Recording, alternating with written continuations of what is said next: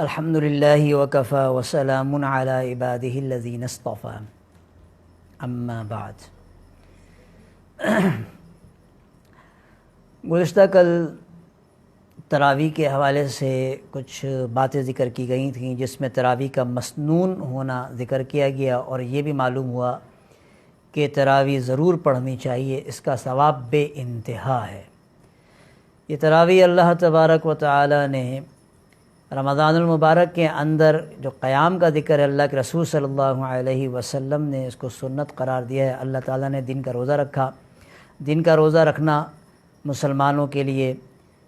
فرض قرار دیا ہے، اور اللہ کے رسول صلی اللہ علیہ وسلم نے فرمایا کہ میں نے اس کے قیام کو سنت قرار دیا ہے۔ تو بہرحال تمام باتیں گزشتہ کل ہوئیں، جس میں یہ معلوم ہوا کہ تراویح سنت مؤکدہ ہے، لازمی ہے، پڑھنا اس کا ضروری ہے، اس کا اہتمام ہونا چاہیے، اور اس کا چھوڑنا گناہ ہے، تراویح کا چھوڑنا گناہ ہے۔ پھر اس پہ تفصیلی طور پر اس کی رکعت کے حوالے سے بھی گزشتہ کل بات ہوئی کہ 20 رکعت تراویح ہے، اور 20 رکعت کا ہی اہتمام کرنا چاہیے جو صحابہ سے ثابت ہے، اور جو چیز صحابہ سے ثابت ہو گئی تو بس پھر تو اس پر عمل ہی ہونا چاہیے۔ اور صحابہ نے پڑھی، بعد میں اکابرین، تابعین، طب تابعین، ائمہ اربعہ، سب کے ہاں یہ سلسلہ رہا 20 رکعت تراویح کا، اس لیے 20 رکعت تراویح کا ہی اہتمام ہونا چاہیے۔ یہ تراویح یہ رمضان مبارک میں رکھی گئی، کیوں؟ اس لیے کہ تراویح کے اندر قرآن مجید کی تلاوت ہوتی ہے، اور قرآن مجید رمضان المبارک کے مہینے میں نازل ہوا، شہر رمضان الذی انزل فیہ القرآن۔ تو قرآن مجید کو اس ماہ مبارک کے ساتھ ایک خاص تعلق حاصل ہے، ایک خاص تعلق حاصل کہ کلام اللہ تعالیٰ کا کلام، اللہ تعالیٰ نے اپنا یہ کلام اس ماہ مبارک میں ایسے زبردست مہینے میں عطا فرمایا، تو اس مہینے کو جو فضیلت ملی وہ اس کلام کی وجہ سے بھی مل گئی کہ اللہ تعالیٰ نے اس کلام کو، اپنے کلام پاک کو اس ماہ مبارک میں نازل فرمایا۔ اس لیے اس ماہ مبارک کے اندر قرآن مجید کی تلاوت کا خاص طور پر اہتمام کرنا چاہیے۔ تراویح کے اندر بھی پڑھنا اور سننا چاہیے، اور اس کے علاوہ بھی قرآن مجید کی تلاوت کا خاص اہتمام اس ماہ مبارک میں کرنا چاہیے۔ قرآن مجید کی تلاوت جو ہے وہ باعث برکت ہے کہ اس سے برکات حاصل ہوتی ہیں، انوارات ملتے ہیں، اور اس مہینے میں جو برکات حاصل ہوتی ہیں اس کے اثرات پورے سال رہتے ہیں۔ اس مہینے کے اندر جو کوتاہیاں اور غفلت ہو جاتی ہے، جو خرابیاں ہو جاتی ہیں، آدمی کوتاہیوں میں وقت گزار دیتا ہے، پھر اس کے اثرات بھی پورے سال رہتے ہیں۔ اس لیے اس مہینے کو، رمضان مبارک کے مہینے کو غفلت میں نہ گزارا جائے۔ دن بھر کا روزہ، رات میں قیام ہے، قیام اللیل تراویح کی نماز ہے، اور اس کے علاوہ بھی جو ہے وہ تلاوت کرتے رہنا چاہیے۔ دوسری نیکیاں ہیں ان کی ادائیگی، ان نیکیوں کو بھی ادا کریں، اور اپنے آپ کو گناہوں سے بچاتے رہیں۔ تمام اکابرین ہمارے جو پیچھے گزرے، ان کے متعلق واقعات اتنے سارے ہیں کہ ان کا معمول جو رہا رمضان مبارک کے حوالے سے کہ بہت زیادہ ہی تلاوت قرآن مجید فرمایا کرتے تھے۔ کتابوں میں لکھا ہے امام ابو حنیفہ رحمہ اللہ کے حوالے سے کہ آپ رمضان المبارک میں 61 قرآن مجید ختم کیا کرتے تھے۔ 61، ایک قرآن مجید دن میں، ایک قرآن مجید رات کو، تو 2 تو یہ روزانہ ہو گئے، اور ایک قرآن مجید جو پورے رمضان میں تراویح کے اندر آپ نے ختم کیا۔ تو اس طرح 61 قرآن مجید پڑھا کرتے تھے، اور بہت سو کے متعلق آیا کہ روزانہ ایک قرآن مجید ختم کرتے تھے۔ ہم اور آپ ہیں تو کمزور، اور دنیا کے شاغل بھی بہت زیادہ ہو گئے، تو اگر اتنا نہ ہو تو کم سے کم اتنا تو ضرور کر لیں، اتنا تو ضرور کر لیں کہ ایک عشرے میں ایک قرآن مجید ختم ہو، ایک عشرے میں ایک قرآن مجید ختم، کہ پورے رمضان میں 3 قرآن مجید کی تلاوت ہو جائے۔ 3 قرآن مجید کی تلاوت میں ہر آدھا جو ہے وہ اس کو ثواب مل رہا ہوتا ہے، کہ ہر آدھا کا استعمال ہو رہا ہوتا ہے۔ آنکھیں وہ اس کے حروف کو دیکھتی ہیں، اس کو الگ اجر مل رہا ہوتا ہے۔ کان،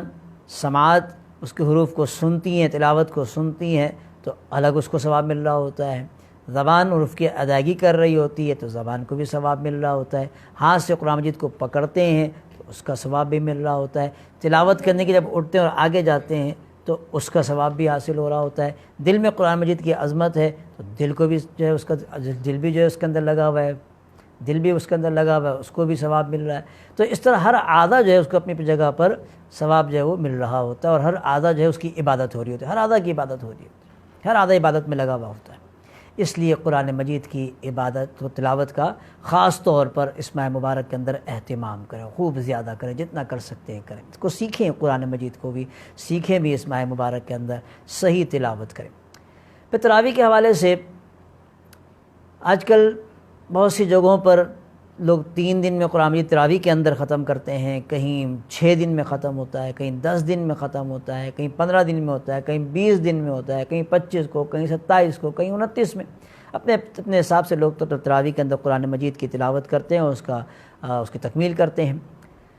تو ٹھیک ہے، کوئی مضاحقہ نہیں ہے، جب چاہے پورا کریں، لیکن اتنی بات ضرور یاد رکھنی چاہیے کہ تراویح کے اندر 2 سنتیں ہیں، ایک تو پورے قرآن مجید کا پڑھنا اور اس کا سننا تراویح میں، نماز کے اندر، تراویح کے اندر، یہ ایک سنت، اور تراویح خود سنت ہے رمضان کی رات سے لے کر، چاند رات سے لے کر شوال کی رات تک، شوال کی چاند رات تک، جب تک عید کا چاند نظر نہ آ جائے، اس وقت تک یہ تراویح کا پڑھنا یہ سنت ہے۔ تو کوئی 3 دن میں تراویح پڑھ کے ختم کرتا ہے، قرآن مجید کی تلاوت کرتا ہے، کوئی 10 دن میں، تو کوئی مذاکرہ نہیں۔ تو جو منع کیا جاتا ہے 3 روزہ اور 6 روزہ، اس کی ایک وجہ ہے، اس کی ایک وجہ ہے، اس وجہ سے منع کیا جاتا ہے۔ وجہ کیا؟ اگر وجہ نہ ہو تو پھر کوئی مذاکرہ نہیں۔ وہ وجہ کیا ہے کہ تلاوت کے اندر اگر 3 روز کے اندر قرآن مجید کی تلاوت کی جا رہی ہے تراویح کے اندر، جس کو ہم کہتے ہیں 3 روزہ تراویح، یا جس کو ہم کہتے ہیں 6 روزہ تراویح، اگر اس کے اندر تلاوت بالکل درست ہو، اگر تلاوت بالکل درست ہو رہی ہے، تیزی نہ ہو، جیسے کہ ہمارے یہاں آج کل ایسے پڑھ رہے ہوتے ہیں قرآن مجید جلدی کہ لفظ سمجھ میں نہیں آتا سوائے یعلمون، تعلمون، کبیرہ، کبیرہ، غفورہ، اس کے علاوہ کچھ سمجھ میں نہیں آتا۔ ایسا نہ ہو، اگر صحیح تلاوت ہو رہی ہو کہ ایک ایک حرف، ایک ایک لفظ سمجھ میں آتا ہو، اور پڑھنے والے بھی پورے دل کے ساتھ شروع سے آخر تک تلاوت کے اندر موجود رہیں۔ ایسا نہ ہو کہ ادھر جو ہے وہ قاری صاحب نے اللہ اکبر کہا اور انہوں نے تلاوت شروع کر دی اور پیچھے والے بیٹھے ہوئے انتظار کر رہے ہیں رکوع کا، اب جب رکوع ہوا تو جلدی سے آ کر رکوع میں شامل ہو گئے۔ ایسا نہیں ہونا چاہیے، پھر نماز بھی نہیں ہوتی۔ اس آدمی کے پیچھے آ کے لگا، اس کی نماز بھی نہیں ہوئی، اس انتظار میں لگا ہوا ہے۔ پھر بعض اوقات ہوتا یہ ہے کہ پیچھے والے چاہتے ہیں جلدی ختم ہو، تو پھر وہ اہتمام نہ ہوا، وہ شوق نہ ہوا، بس یہ تو ایک گزارا ہو گیا۔ تو ایسا نہ ہو، یہ تمام چیزوں سے بچتے ہوئے، ریاکاری سے بچتے ہوئے، دکھاوے سے بچتے ہوئے، صحیح تلاوت ہو، 3 روزہ میں ہو یا 6 روزہ میں ہو، تلاوت صحیح ہو اور شروع سے آخر تک پوری نماز پڑھنے والے لوگ ہوں، پورے دل جمعی کے ساتھ، پورے شوق اور رغبت کے ساتھ پڑھتے ہوں، تب تو کوئی مذاکرہ نہیں ہے، 3 دن میں ختم کرے یا 6 دن۔ اور دوسرا یہ کہ تراویح جو معلوم ہو گیا کہ ایک سنت تو یہ ہو گئی، جو تراویح کے اندر قرآن کا ختم کرنا سنت ہے، وہ ایک پوری ہو گئی، 3 دن میں ہو یا 6 دن میں ہو یا 10 دن میں ہو۔ دوسری سنت یہ فرمائی گئی کہ اس کے اندر دوسری سنت یہ ہے کہ رمضان کی چاند رات سے لے کر شوال کی چاند رات تک پورا تراویح کا پڑھنا سنت ہے۔ ایسا نہ ہو کہ کسی نے 3 دن پڑھی سوچا کہ بس چھٹی ہو گئی، 10 دن پڑھی سوچا چھٹی ہو گئی، ایسا نہیں۔ ہاں، اگر اس لیے آدمی پڑھ رہا ہے کہ بھائی 3 دن میں، 10 دن میں میرا ایک قرآن پورا ہو جائے گا، تو پھر کچھ اور میرے کام ہے، پھر میں کبھی ادھر پڑھ لوں گا، کبھی ادھر پڑھ لوں گا، کبھی ادھر پڑھ لوں گا، تراویح نہیں چھوڑتی، تراویح لازمی پڑھتا ہے، تو پھر کوئی مذاکرہ نہیں کر سکتا ہے۔ تراویح کا پڑھنا آخر تک ہے، تو تب تو صحیح۔ لیکن اگر اس نیت سے پڑھ رہا ہے کہ بس 3 دن پڑھا، 6 دن پڑھا، پھر چھٹی، تو پھر یہ غلط ہے۔ ایک سنت تو ہوئی تلاوت کو سننے کی، قرآن مجید کے سننے کی، لیکن دوسری سنت پوری نہیں ہو رہی، اس سنت کے چھوڑنے کا گناہ ہوگا، اس لیے اتنی بات ضرور سمجھ لینا چاہیے کہ تراویح کا پڑھنا لازمی، اس کا اہتمام ہونا چاہیے پورا، اور ایسے شوق کے ساتھ اور جذبے کے ساتھ آدمی تراویح پڑھے، اس کو مزہ بھی آئے، لطف بھی آئے۔ ایسا قاری ہو کہ جو آرام سے پڑھتا ہو، ایک ایک لفظ بھی جو سمجھ میں آتا ہو، ایک ایک حرف سمجھ میں آتا ہو، ایسی کیفیت نہ ہو کہ سننے والا بھاگ رہا ہو،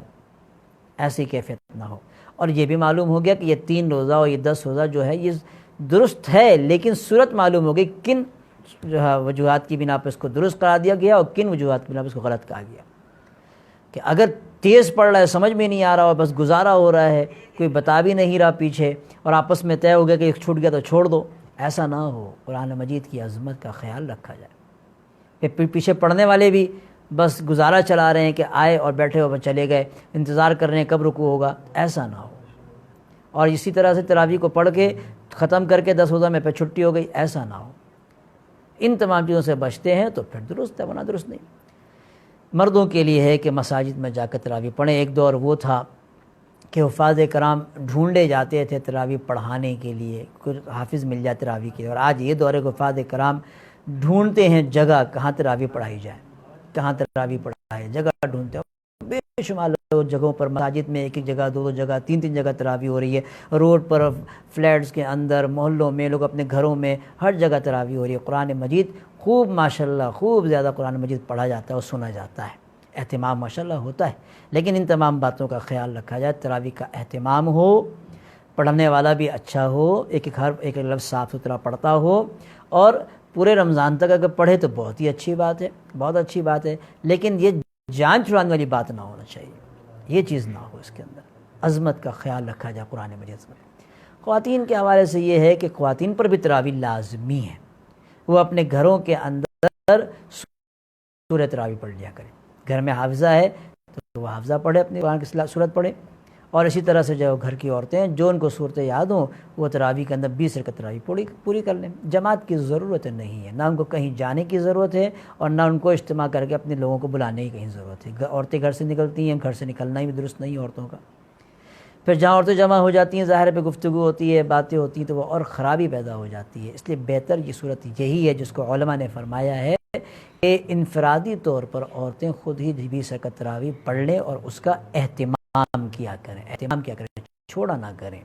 تراویح ضرور پڑھ لیا کریں، 20 کا جو صورتیں یاد ہیں اس کو پڑھ لیا کریں۔ عورتوں کا اجتماع پسند نہیں کیا گیا کیونکہ اس میں بہت سی خرابیاں ہوتی ہیں، یہاں جو چار عورتیں بیٹھ جاتی ہیں، پھر غیبت اور دوسری باتیں شروع ہو جاتی ہیں، تو پھر وہ اور گناہ کی باتیں ہو جاتی ہیں۔ اس لیے بہتر صورت یہ ہے کہ انفرادی طور پر ادا کر لیا جائے۔ گھر کے اندر کوئی ایک حافظہ عورت ہے اور گھر کی عورتیں اگر چاہتی ہیں کہ ہم کھڑے ہو کر جو وہ تراویح کی جماعت کر لیں، تو گھر کی عورتیں اگر اس میں شامل ہونا چاہتی ہیں تو اس کی صورت میں یہی ہوگی کہ وہ حافظہ عورت پہلی صف میں ان عورتوں کے درمیان میں ہی کھڑی ہوگی، آگے نہیں امام بنے گی، پیچھے درمیان میں کھڑے ہو کر ہی جو ہے وہ پڑھے گی۔ جیسے مرد آگے ہوتا ہے امامت کرتا ہے ویسے نہیں ہوگا۔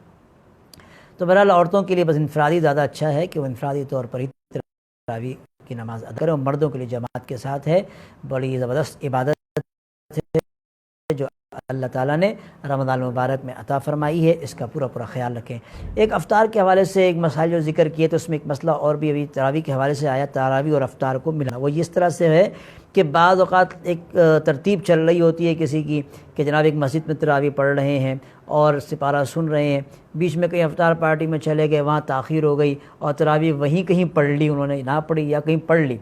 سپارہ آگے پیچھے ہو گیا، پھر بعد میں آگے کہتے ہیں جو ترتیب ٹوٹ گئی ہماری، اب وہ تلاش کرتے ہیں کہ وہ ترتیب دوبارہ بن جائے۔